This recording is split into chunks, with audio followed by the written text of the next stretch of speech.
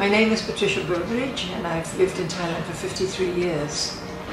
I came to live here permanently because my mother, who had moved to Singapore when she got married, decided to re-immigrate to Thailand.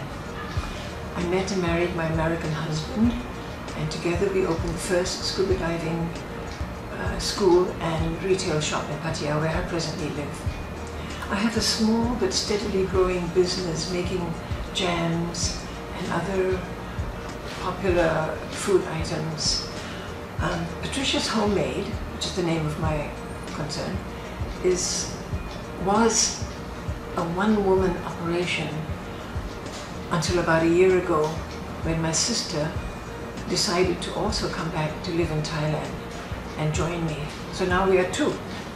We occasionally hire casual staff to help us with prepping our ingredients to get ready for a market, but most of the time it's just the two of us working late in the night.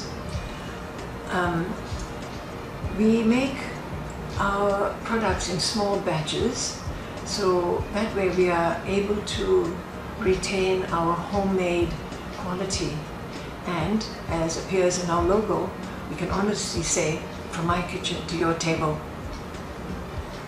There was really no conscious decision to start a business per se.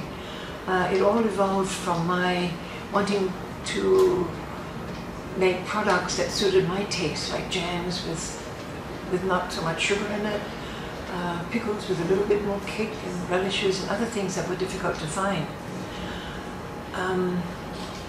As one flavor led to the next, I soon found that I had quite an inventory of products, which I then began to sell locally, attend school fairs and club lunches and such. And then when my husband passed away, I found myself at loose ends with a void to fill, so then I began producing in earnest and looking for wider markets. So now you can find me at the various markets in Bangkok.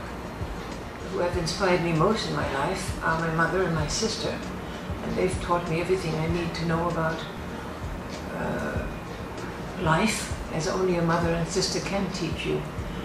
One new source of inspiration I have is a group which I've recently come to know and work with, and for whom I have a lot of admiration, and this is the Farmers Market Group, a super dedicated and energetic group of people who are trying to educate us all into getting back to basics of clean and healthy living. And they're encouraging communities to support each other in doing this. The more I work with them, the more I appreciate what it is they're trying to achieve, and I hope that my simple home cooking will put me on the same path as they are trying to lay. As small as my business is, I feel I'm already a success in the market when I see and hear the reactions of people who taste my products. And when they come back for more, well, then I know that what I have made or created was good. And that, I feel, is reward in itself. And my sister and I look forward to what the future may bring us, because we are happy doing what we are doing. I can't really say there have been too many insurmountable challenges, except perhaps getting used to driving a big old four-wheel drive pickup truck laden with all my products a couple of times a week up and down to Bangkok.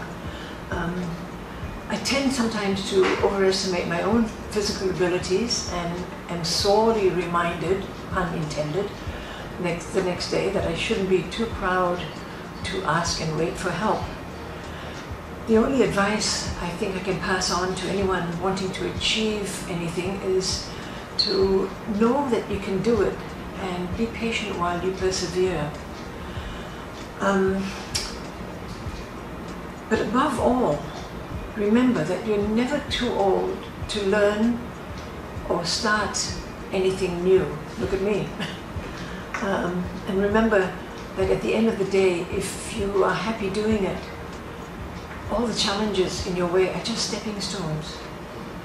And I'd also like to remind you to keep active, because by doing so you will stay aware, alert, and alive.